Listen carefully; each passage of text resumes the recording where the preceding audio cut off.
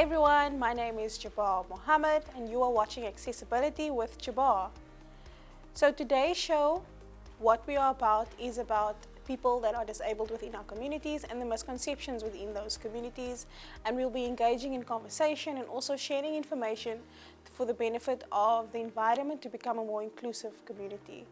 Within South Africa, there are many people within the economic field specifically that are struggling to start their own businesses and are not able to do that because there's no funding available. However, we've got a special guest in studio. His name is Thabit Ahmad, and he will be sharing his journey.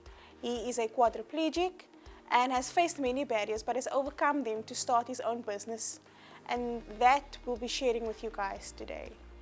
And we'll be sharing his passion, his motivation, and we'll also be seeing what kind of business he is involved in. So before we have the interview, we've got a short clip to show you more about him. Let's take a look. So this here Yes. it's called a lathe machine. It's to turn to machine anything around from any raw materials from big diameters to smaller diameters, and to cut threads and alloys. And then this here, this is a milling machine. That's to mill square blocks or anything. Also to drill holes. And then behind the machine is a broaching head. It's to cut internal splines and keyways. And you can see a gas bottles and welding machine over there. And so this is my workshop, feature machine and tool.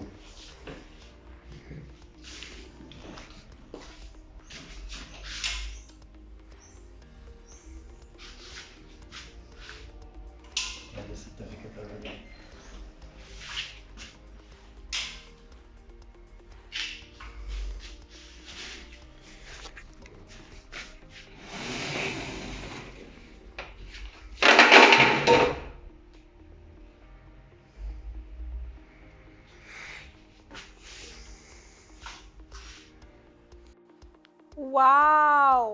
Wow, I think that is amazing to see how these kinds of skills, machinery, working with tools, heavy duty work.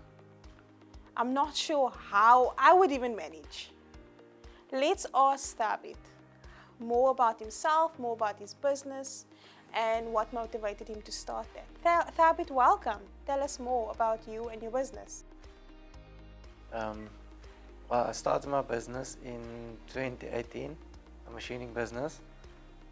As you can see on the video, I own a lathe machine and a milling machine. So, as I can't operate the machines myself, I have an apprentice and I will teach him what to do and tell him how to operate the machine, what size cuts to put on the machine to get the perfect size. So the machinery itself, what gave you the idea? How did you decide that this is what you wanted to do or started a business?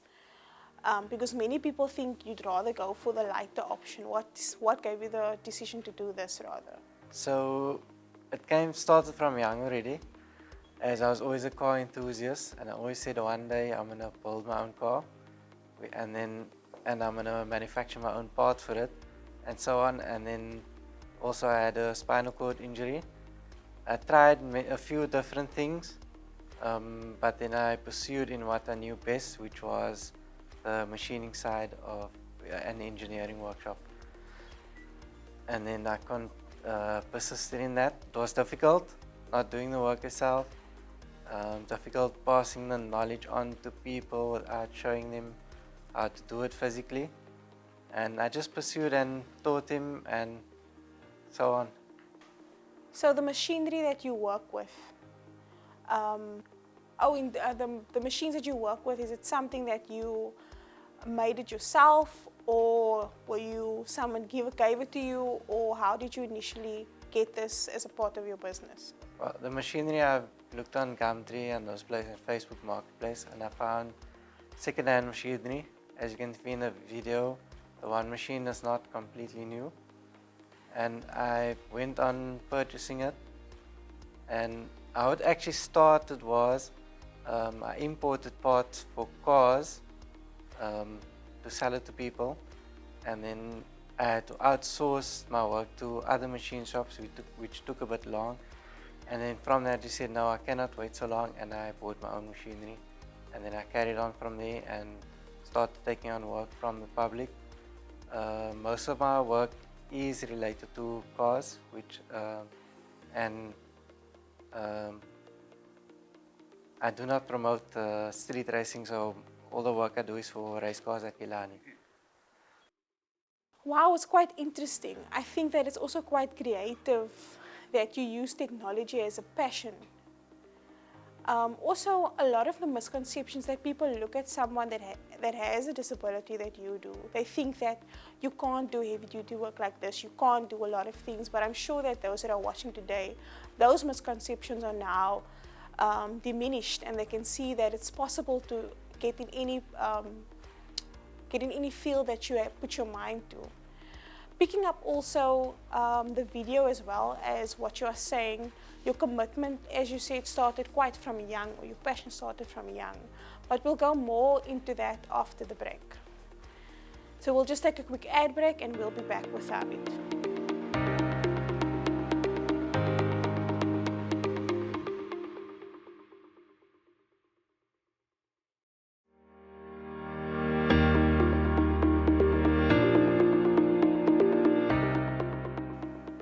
We are back from the break, and we are still continuing our engagement and discussion with the businessman that we have in studio, Thabit Ahmed. And he's quite skilled in what he's doing, so we're going to have a deeper discussion on his skills. Thabit, I found quite interesting that when you started your business, and the reason for starting the business, when you started it, prior to you coming into the field, when you had the idea, did you encounter any challenges or any negativity? Yes and no. I would say that even I thought that it would be difficult and not possible, but being who I am, persistent person, I went for it. I tried it. First teaching my brother, and then from there advertised to look for an apprentice to pass on. And yes, it was difficult, but I had to be persistent and told myself I could do it.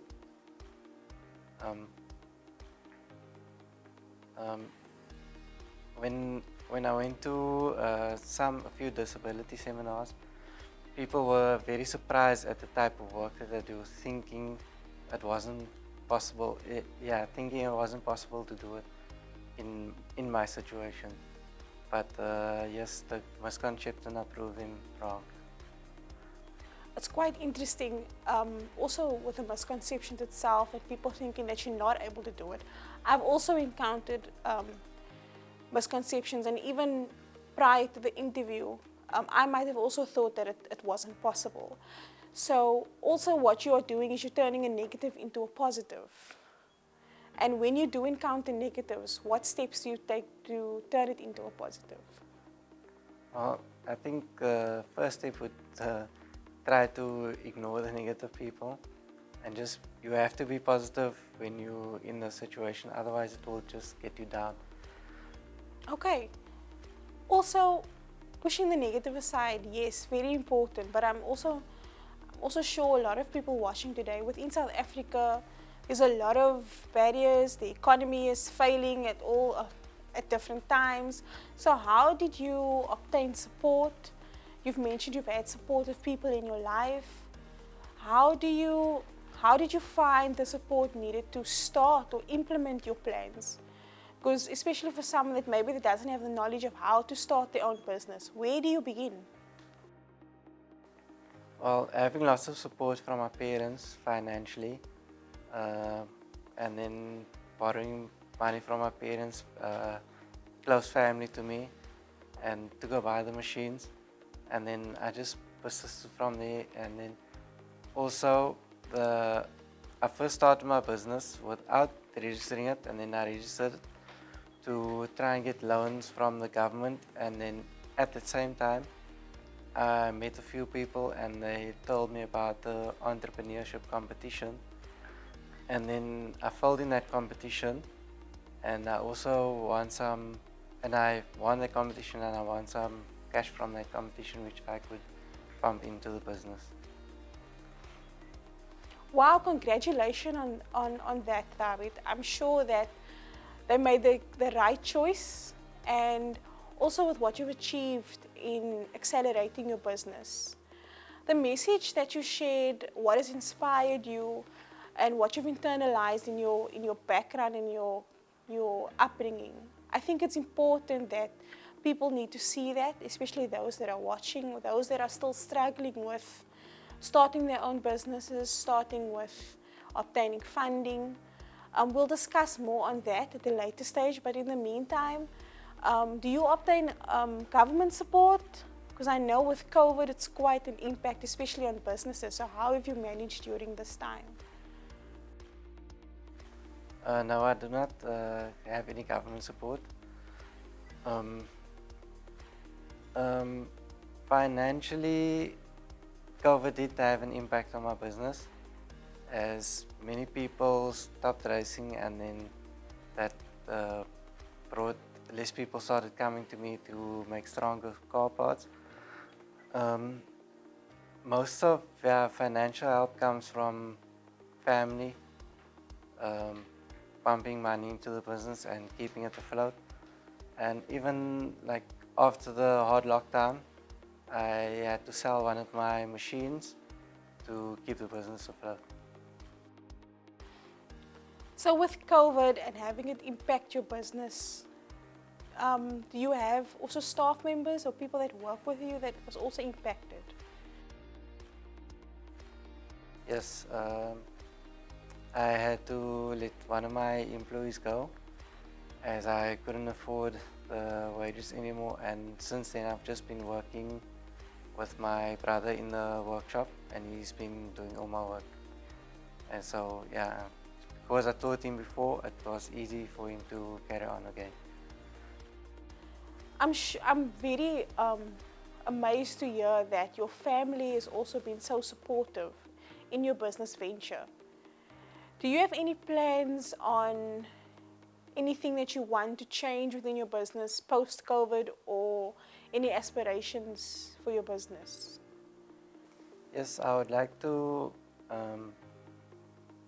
employ somebody again permanently, and so that I don't have to work inside my workshop and more overlook my business, so I can go out there and look for work to push into the business.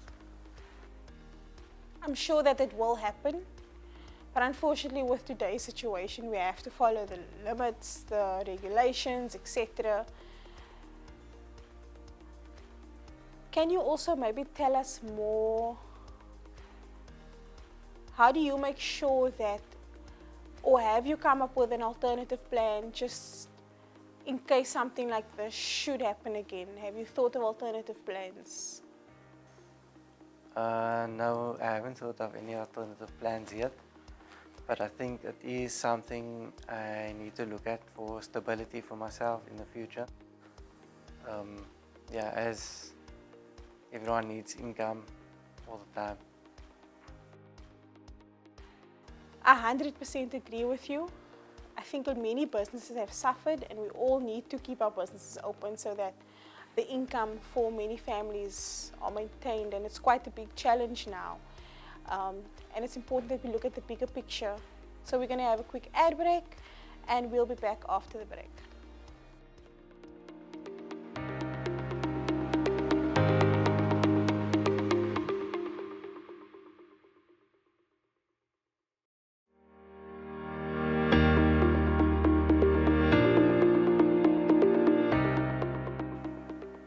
We are back from our ad break, and we're continuing our discussion with Thabit Ahmad, who is an entrepreneur. And he shared his skills, what his business is about, and what he's encountered in the disability field. Thabit, can you tell us more about, especially for those that are watching, how they can perhaps register their own business? Is it a big process, or how do you start registering your business?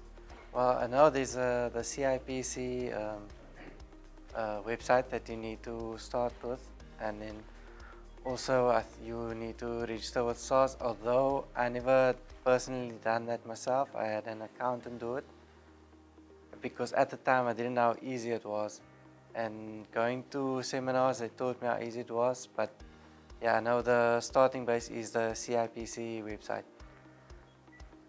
They will show you all the instructions on how to register your business. Is there any cost involved when you register your business, or anything that you need, or capital funding that you need? I know that registering with the CIPC, I think it's around 150 Rand to register with them. So it's not a lot of money, but obviously you will need money to start your business. If it, in my field, machinery is expensive, but it depends on what other people are doing. Maybe it's not that much money that they require. I find it quite interesting also that there are different kinds.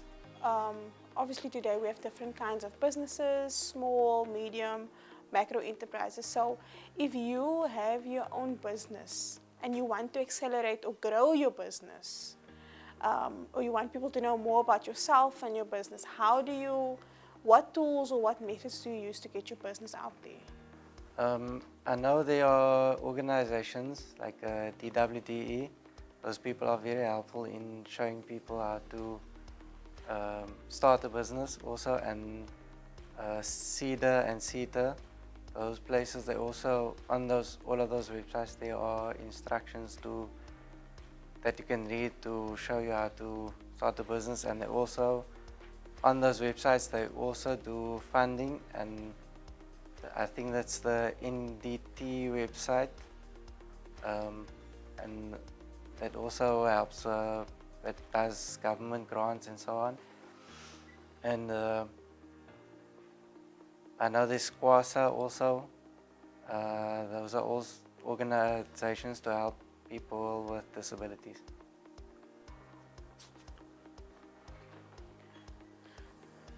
So all the names and the organizations you mentioned now, do you need to pay to get assistance from them, or you can just contact them and ask for assistance? Or do you need to set up an agreement? What is needed? No, at first it will be free. You can just email them, they will contact you. Obviously you need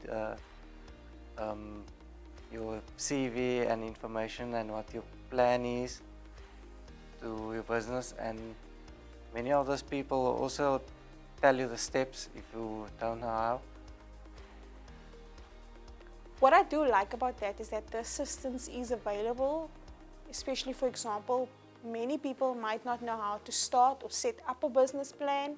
They don't have any idea of how to begin. Is there a specific organization that assisted you with your business plan, or is it somewhere you can go directly to help you with it?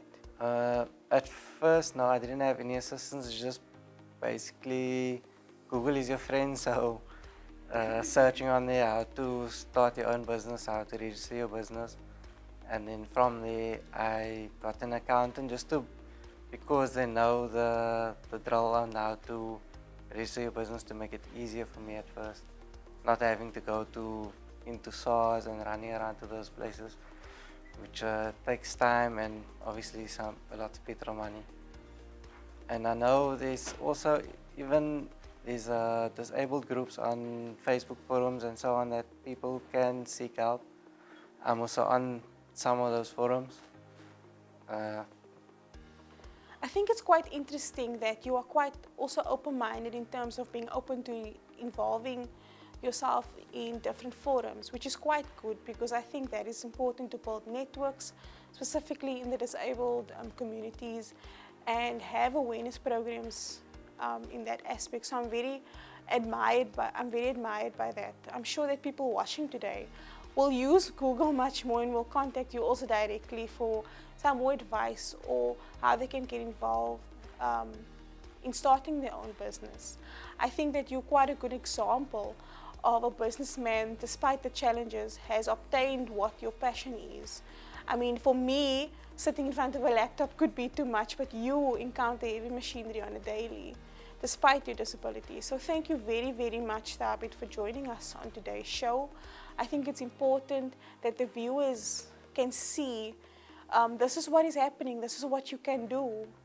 You have a disability, but that has not stopped you. So hats off to you, and hats off to your achievements, and thank you so much for joining us again. Thank you for inviting me, and it's nice to clear some light on how to go about doing things or starting things for yourself. Thank you, thank you, thank you very much. We are very inspired, and good luck for your road ahead.